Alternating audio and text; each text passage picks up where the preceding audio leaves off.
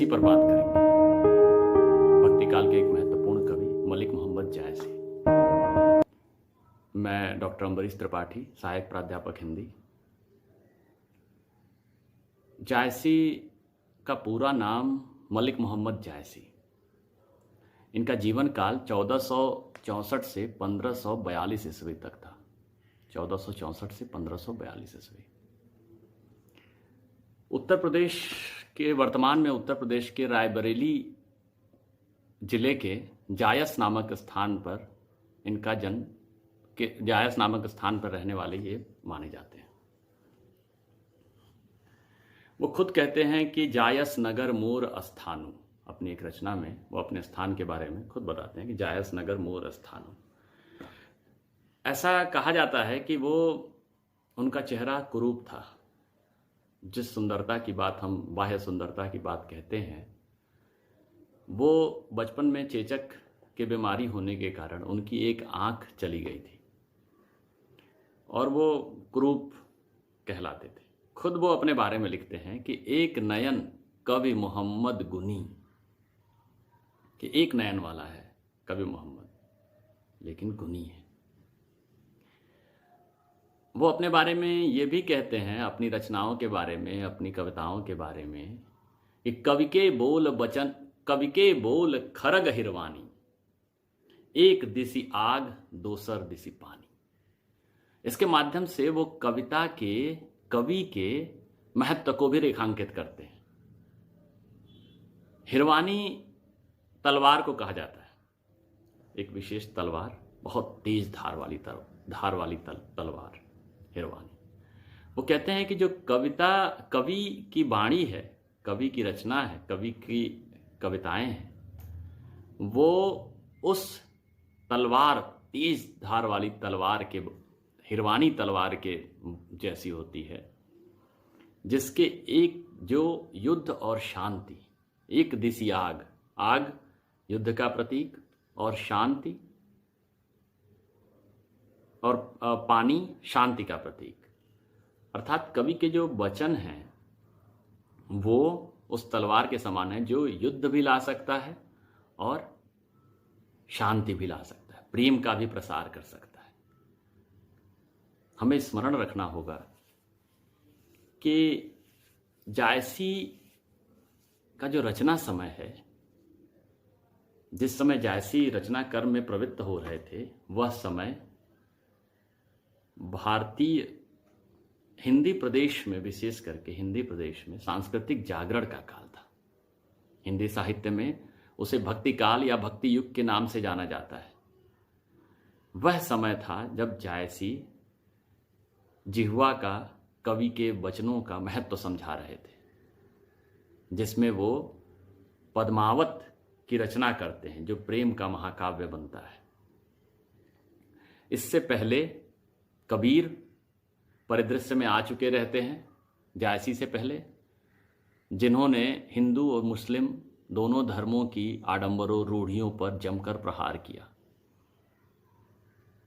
इससे पहले, जायसी से पहले, अमीर खुसरो का प्रादुर्भाव हो चुका था, जिन्होंने प्रेम मार्ग की नींव रखी थी, सांस्कृतिक समन्वय की एक मिसाल, एक नींव रखनी शुरू कर दी थी। सांस्कृतिक समन्वय, विद्यार्थियों, ये वो समय था जब देश पर, भारत पर मुस्लिम आक्रमणकारियों का शासन था,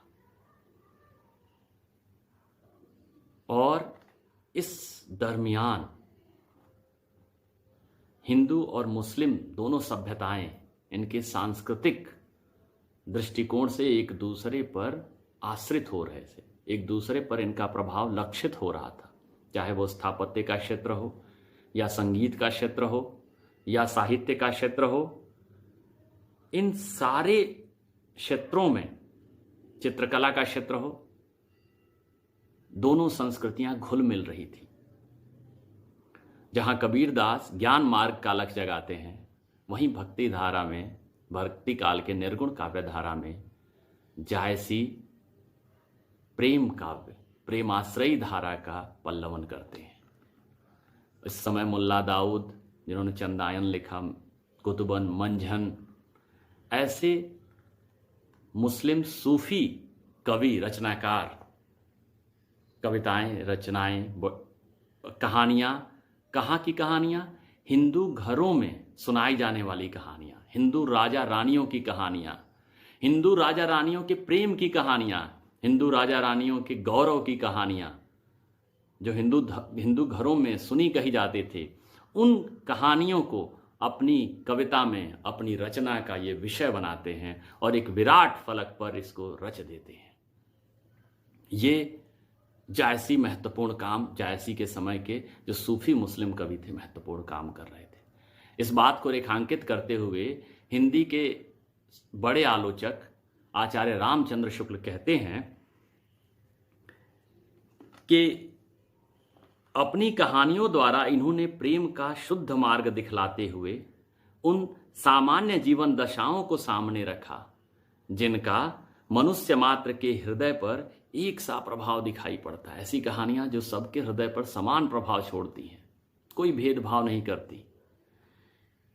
वो आगे लिखते हैं कि हिंदू हृदय और मुसलमान हृदय, हिंदू हृदय और मुसलमान हृदय आमने सामने करके अजनबीपन मिटाने वालों में इन्हीं का नाम लेना पड़ेगा। और इसकी सबसे सशक्त रचना, सबसे महत्वपूर्ण रचना मलिक मोहम्मद जायसी द्वारा लिखित पद्मावत हमारे रूप में सामने आता है। पद्मावत के अलावा भी जायसी ने और भी रचनाएं की थीं, जिसमें अखरावट, आखिरी कलाम, कहरनामा, चित्ररेखा और मसलानामा भी प्रसिद्ध है। जायसी अपनी रचना के बारे में कहते हैं, ये विश्वास देखिए एक कवि का, कि मोहम्मद कवि जोरी सुनावा, सुना सो पीर प्रेम कर पावा।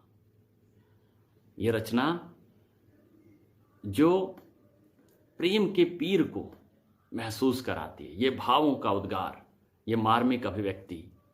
और आगे वो कहते हैं, इनको इस पे गर्व भी है अपनी बात पे। कहते हैं कि केई न जगत जस बेचा, केई न लिन्न जस मोल, जो यह पढ़े कहानी हम संवरे दुई बोल। इतनी अनमोल कहानी ये मैं रच रहा हूं, लिख रहा हूं। तो विद्यार्थियों, पद्मावत की रचना जायसी ने अवधी भाषा में की थी। अवधी जो उस समय लोक की भाषा थी, अवध क्षेत्र के लोगों द्वारा बोली व्यवहृत की जाने वाली भाषा थी। उस सहज और स्थानीय भाषा में, देशज भाषा में उन्होंने पद्मावत नामक महाकाव्य की रचना की। पद्मावत जो महाकाव्यात्मक औदात्य में रची गई है, दरअसल एक मार्मिक प्रेम कहानी है। प्रेम कहानी है जिसमें कल्पना और इतिहास का अद्भुत सामंजस्य है, संश्लेष है। दो भागों में, हिस्सों में ये कहानी बटी हुई है। पूर्वार्ध हम बांट सकते हैं अपनी सुविधा के हिसाब से, एक पूर्वार्ध हिस्सा और एक उत्तरार्ध हिस्सा। पूर्वार्ध की कहानी सिंघलगढ़ में, सिंघल द्वीप में घटित होती है, जो सभी द्वीपों में सर्वश्रेष्ठ बताया गया है। और यह वहाँ की कल्पना आचार्य शुक्ल की माने तो वो कल्पना से जायसी के मन मस्तिष्क की बुनी हुई कल्पना के द्वारा वह वहाँ पे घटनाएं आकार लेती हैं। और दूसरा हिस्सा चित्तौड़ का, जो राजस्थान में एक प्रमुख राज्य था चित्तौड़, और वहाँ के नरेश थे रत्नसेन और उनकी पत्नी थी नागमती। वहाँ के यथार्थ, वहाँ के युद्ध हुए थे, जो यथार्थ चित्रण था उसको अपनी कथा के विषय वस्तु के रूप में ये पिरोते हैं। और इस तरह से ऐतिहासिकता और यथार्थ का संश्लेष अपनी कविताओं में, अपनी ये महाकाव्य में जायसी रच रहे होते हैं। सिंघल द्वीप में राजा थे जिनका नाम था गंधर्वसेन, और उनकी पत्नी थी रानी चंपावती, और उनकी एक पुत्री थी जिसका नाम था पद्मावती, जो इस महाकाव्यात्मक पद्मावत की मुख्य नायिका है, जिसके नाम पे ही, पद्मावती के ही नाम पे इस काव्य का नाम वो पद्मावत रखते हैं। तो कहानी ऐसे शुरू होती है कि हम पहले उसके कथा वस्तु पे बात करेंगे, उसके बाद हम जो आपके पाठ्यक्रम में है नागमती की वियोग वर्णन, उसकी विशिष्टताओं पर अपनी बात विचार रखेंगे। कहानी ऐसे है कि सिंघल द्वीप के जो राजा थे गंधर्व सेन, उनकी पुत्री थी पद्मावती। पद्मावती जब थोड़ी बड़ी होती है, उसको महसूस होता है कि राजा उसकी उपेक्षा कर रहा है, शादी की उम्र हो चुकी है और शादी के बारे में कुछ नहीं सोच रहा है। तो उसका एक प्रिय सखा तुल्य और आचार्य तुल्य एक तोता रहता है उसका साथी, जिसका नाम रहता है हीरामन। शुक शुक शुक मतलब तोता। दरअसल ये शुक शुकी संवाद की तोता कथाओं के आगे बढ़ाने में एक प्रमुख भूमिका के रूप में ये एक परंपरा रही है। उसी का निर्वहन जायसी ये प्रचलित रूढ़ी, काव्य रूढ़ी का पालन करते हुए तोता को इसके गुरु के रूप में भी यह दिखाते हैं। क्योंकि एक जगह वर्णन आता है कि जायसी लिखते हैं, गुरु सुआ जो जही पंथ दिखावा, रास्ता दिखाने वाला जो गुरु है वो सुआ रहता है। तो हीरामन तोता रहता है और हीरामन तोता से बातचीत के दौरान हीरामन कहता है कि मैं तुम्हारे लिए वर ढूंढूंगा पद्मावती। और ये बात किसी गुप्तचर ने राजा को बता दी कि वो तोता तो उसकी शादी के लिए वर ढूंढने की बात कह रहा है। तो तोता को मारने का निर्देश देते हैं और तोता को जंगल में, लेकिन पद्मावती अनुनय विनय करके उस तोते को की रक्षा कर लेती है। फिर एक बार मानसरोवर स्नान के लिए अपनी सखियों के साथ पद्मावती जाती है, तोता भी साथ में जाता है हीरामन, और वहाँ मौका पाकर हीरामन वहाँ से उड़ जाता है क्योंकि उसको आशंका रहती है कि शायद राजा उसको मरवा दे। वहाँ से वो जंगल में जाता है, वहाँ जंगल में एक शिकारी बहेलिया उसको पकड़ता है और बोलने वाले विद्वान तोता को वो राजा रत्नसेन के दरबार में ले जाता है और राजा रत्नसेन उसको खरीद लेता है। राजा रत्नसेन अपनी रानी नागमती के पास ले जाता है। नागमती उस विद्वान तोते को पूछती है कि दुनिया में सबसे सुंदर कौन है। नागमती को लगता है कि मेरी सुंदरता के बारे में यह तोता बताएगा। तोता कहता है कि आप सुंदर तो हैं, लेकिन सर्वाधिक सुंदर सिंघल द्वीप की कुमारियां हैं, लड़कियां हैं, और जिसमें सर्वश्रेष्ठ सुंदरी राजकुमारी पद्मावती है। इस बात को नागमती सुनती है तो उसे किंचित भय हो जाता है कि कहीं अगर ये बात राजा सुन लें, रत्नसेन सुन लें, तो वो उसको लाने के लिए चल देंगे या उनके पास इनको भूल जाएंगे, नागमती को छोड़ देंगे। इस आशंका से वह उसको अपने दाई के हाथों उसको मरवाने के लिए तोते को भेज देती है। लेकिन तोता बच निकलता है और फिर वो रत्नसेन के दरबार में पहुंचता है। राजा रत्नसेन पूछते हैं कि बताओ क्या बात हुई। तो तोता कहता है कि मैंने बताया कि पद्मावती सबसे सुंदर है, और उसके रूप सौंदर्य का जब वर्णन करते हैं तो उस सौंदर्य वर्णन को सुनकर राजा रत्नसेन मूर्छित हो जाते हैं और वो सिंघल द्वीप पद्मावती को हासिल करने के लिए चल देते हैं। वहाँ पर फिर कथा होती है, कुछ चीज़ें आती हैं, प्रतीकों में गढ़ते हैं, जिसके लिए रामचंद्र शुक्ल इसको अन्योक्ति या कहते हैं कि तरह से दो तरह से।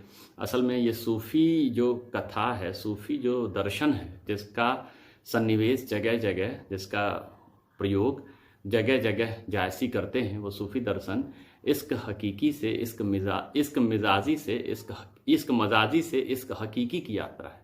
यानी भौतिक प्रेम से ईश्वरीय प्रेम को प्राप्त करने की ये कवायद है। इस रूप में वो देखते हैं, क्योंकि वो मानते हैं कि मानव से प्रेम करना ही ईश्वरीय प्रेम का मार्ग है। और इस प्रेम में बहुत बाधाएं आती हैं। फिर दोनों, पद्मावती से उनकी शादी होती है। राजा रत्नसेन पद्मावती को लेके इस कथा के बीच में नागमती के वियोग, क्योंकि राजा रत्नसेन चला जाता है पद्मावती को लाने, तो यहाँ नागमती अकेली हो जाती है। और 12 मासा, एक काव्य रूढ़ी है 12 मासा, 12 महीने के हर ऋतुओं के प्रभाव को लक्षित करते हुए नागमती के एक विरहिणी के जीवन में, जिसका पति चला गया है, उस विरह को दिखाते हुए इन्होंने नागमती वियोग वर्णन खंड की रचना की है, जिस पे हम बाद में बात करेंगे। तो वो लौट के आते हैं। राजा रत्नसेन के दरबार में एक पंडित रहते हैं, राघव चेतन। वो यक्षिणी सिद्धि रहती है, अर्थात कुछ चमत्कार, जादुई और ज्योतिष के विद्वान रहते हैं। अचानक राजा एक दिन दरबार में पूछते हैं कि दूज कब है, और राघव चेतन पता नहीं किस भावावेश में रहते हैं, बोल देते हैं आज ही है, जबकि सारे पंडित कहते हैं नहीं कल है।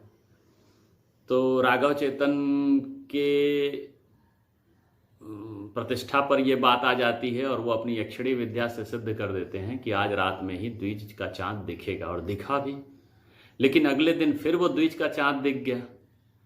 तो इससे राजा को भान हुआ कि ये हमसे झूठ बोले थे, छल किए थे, और उनको अपने राज्य से निकालने के, दंड देने के लिए और निकालने का वो आदेश देते हैं। लेकिन रानी पद्मावती सोचती हैं कि एक विद्वान ब्राह्मण को ऐसे निकालना उचित नहीं होगा, इसलिए वो मनाने की कोशिश करती हैं और अपना एक हाथ का कंगन भी उनको देती हैं। उनकी झलक पाकर राघव चेतन, उनकी सुंदरता की झलक पाकर राघव चेतन मूर्छित हो जाता है। लेकिन राघव चेतन अपमानित बहुत महसूस करता है अपने आप को, भरे दरबार में उसको लगता है उसका अपमान किया गया।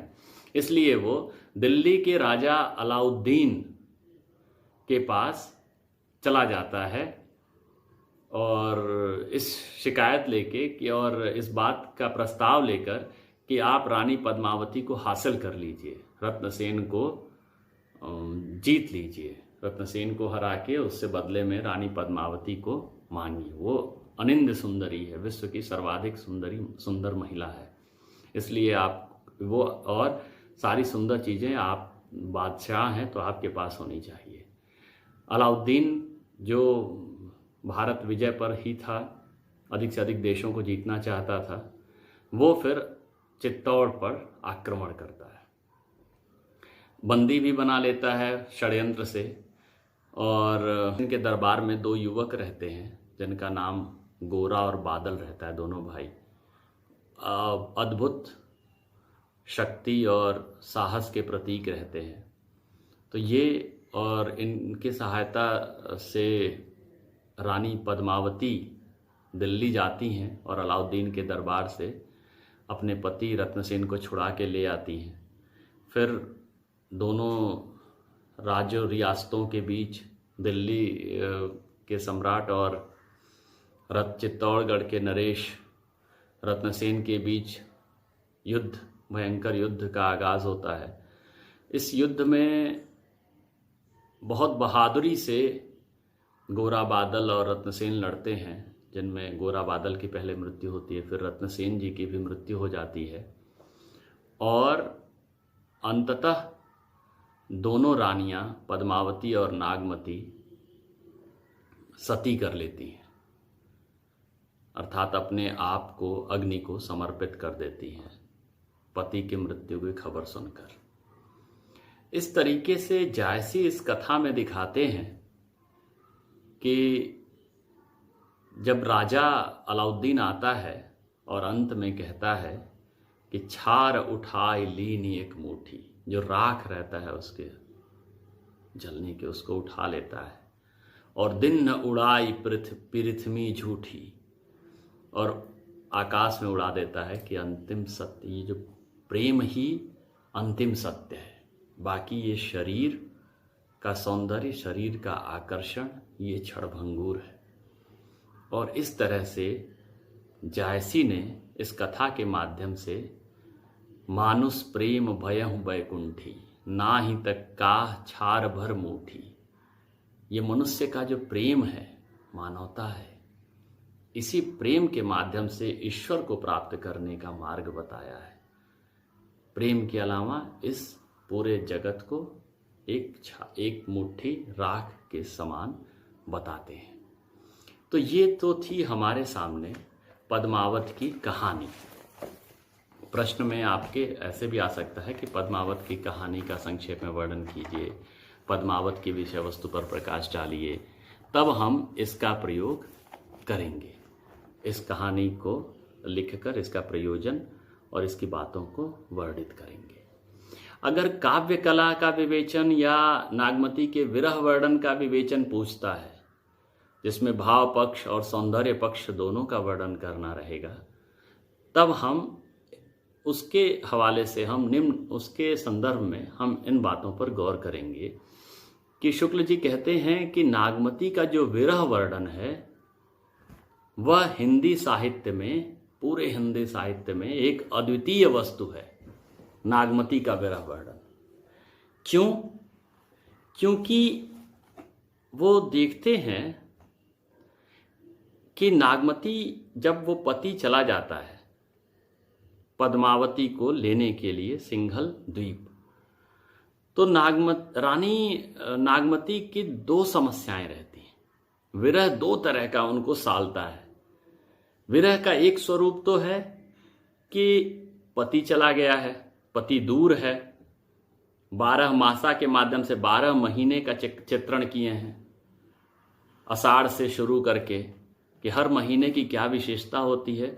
उस महीने में जब पति था तब वो कौन कौन से आनंद का उपभोग करते थे, पति के साथ कौन कौन से सुखों को उठाती थीं, और आज जब पति नहीं है, चला गया है, तो वो जो सुख हैं, उनकी स्मृतियां और जो चीज़ें हैं, उस हम जानते हैं कि हमारे देश में 12 महीने कोई न कोई त्यौहार उत्सव के रूप में हम मनाते हैं। तो किसी भी हर उत्सव में जो जिससे त्यौहार जुड़ा रहता है, जब हम किसी के अपने प्रिय के साथ, पति के साथ वह उत्सव मनाए रहते हैं, और जब वो नहीं रहता है कोई भी प्रिय उसके अभाव में, तो वह उत्सव कितना बुरा लगता है, उस उत्सव की समस्याएं क्या क्या होती हैं, इसको रेखांकित करते हुए वो इस 12 मासा का बहुत सजीव चित्रण करते हैं हमारे सामने जायसी पद्मावत में। तो लिखते हैं कि एक तो समस्या है कि पति चला गया है, एक दुख है एक स्त्री के लिए, और दूसरा उससे भी बड़ा दुख है कि दूसरी स्त्री को लाने के लिए चला गया है। सोचिए, एक जो रानी है, मुख्य रानी, वो उसके लिए आशंका है कि एक तो पति दूर है, और दूसरी बात यह है कि इसलिए दूर है कि वो दूसरी स्त्री को ले आने के लिए गया है। तो इस कष्ट में वो डूबती उतराती हैं। इसके लौकिक स्तर पर यह विरह पूरी तरह से वर्णित है। लौकिक स्तर पे शुक्ल जी एक बहुत महत्वपूर्ण बात रेखांकित करते हैं कि रानी नागमती विरह दशा में अपना रानीपन भूल जाती है। वो ऐसे विरह में व्यथित होती हैं कि उनका रानीपन, उनका राजसी ठाट बाट, वो अहंकार, रानीपन होने का वो ठसक, वो खत्म हो जाता है, और एक सामान्य विरहिणी, एक स्त्री की तरह वो विलाप करती हैं। इस विरह वर्णन के माध्यम से जायसी ने विरह की व्यापकता का चित्रण किया है, विरह की वैविध्यता का चित्रण किया है, जिसमें वह पशु पक्षी, पेड़ पौधों, मतलब पेड़ पौधे से भी जाके बातचीत करती हैं, उनके प्रतीक बन जाते हैं। पियसो प्यूसो कहु संदेशड़ा, हे भौरा हे काग। भौरे से, काग से प्रिय को संदेश भेजने के लिए वो जाके कहती हैं, अंतर भूल जाती हैं वो। मानवीकरण इतना जबरदस्त कवि करता है यहाँ पे, मानवीकरण अलंकार हर चीज पे, कि उसमें संवेदना है, मानो वो एकाकार हो गए हैं, इस तरह से वर्णन करते हैं। तो यहाँ विरह की जो मार्मिकता है वो हमारे मन को व्यथित कर देती है। शुक्ल जी इसमें कहीं कहीं मसनवी या फारसी शैली का भी मिश्रण मिलता है इस विरह में। शुक्ल जी कहते हैं कि जायसी का विरह वर्णन कहीं कहीं अत्युक्तिपूर्ण होने पर भी मजाक की हद तक नहीं पहुंचा है। जैसा बिहारी का वो उदाहरण देते हैं कि इत आवत चली जात उत चली छसातक हाथ। बिहारी की नायिका यहाँ आती है, वहां आती, सांस छोड़ने से 6-7 हाथ आगे पीछे चली जाती है। तो ऐसी उहात्मक स्थिति, विचित्र स्थिति इनके वर्णन में उतनी नहीं। शुक्ल जी कहते हैं कि जायसी का विरह वर्णन कहीं कहीं अत्युक्तिपूर्ण होने पर भी मजाक की हद तक नहीं पहुंच पाया है। उसमें गांभीर्य बना हुआ है। उनकी अत्युक्तियां बात की करामात नहीं जान पड़ती। हृदय की अत्यंत तीव्र वेदना के शब्द संकेत प्रतीत होते हैं। ये जो शब्द हैं वो हृदय की तीव्र व्यंजना को व्यक्त करते हैं। इस तरह से हमें वो दिखाई देते हैं। अगर हम काव्य कला की दृष्टि से पद्मावत पर विचार करें, इसके शिल्प सौंदर्य पर बातचीत करें, तो हम देखेंगे कि इसका काव्य रूप है वो प्रबंधात्मक श्रेणी का है। प्रबंध काव्य के अंतर्गत हम पद्मावत को रखते हैं। शुक्ल जी ने कहा था, मानते हैं कि माना था कि मसनवी शैली जिस पर भारतीय पद्धति का प्रभाव भी परिलक्षित होता है, इसमें उन्होंने मसनवी शैली का प्रयोग किया है। जिस प्रकार रामचरितमानस में दोहे चौपाई है, 7 चौपाई के बाद एक दोहा का प्रयोग, उसी तरीके से पद्मावत में जायसी पहले ही कर चुके रहते हैं। इसको मसनवी शैली के अंतर्गत मानते हैं। कथा वस्तु तो लौकिक होता है, परंतु उसकी व्यंजना जो है वो अलौकिक पक्ष की है। रचना खंडों में है, विभाजित है।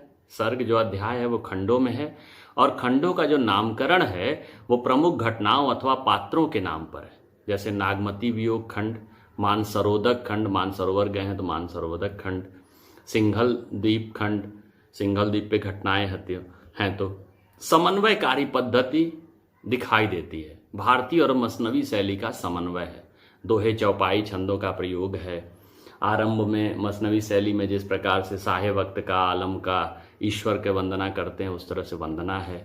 काव्य भाषा है वो ठेठ अवधि का रूप है।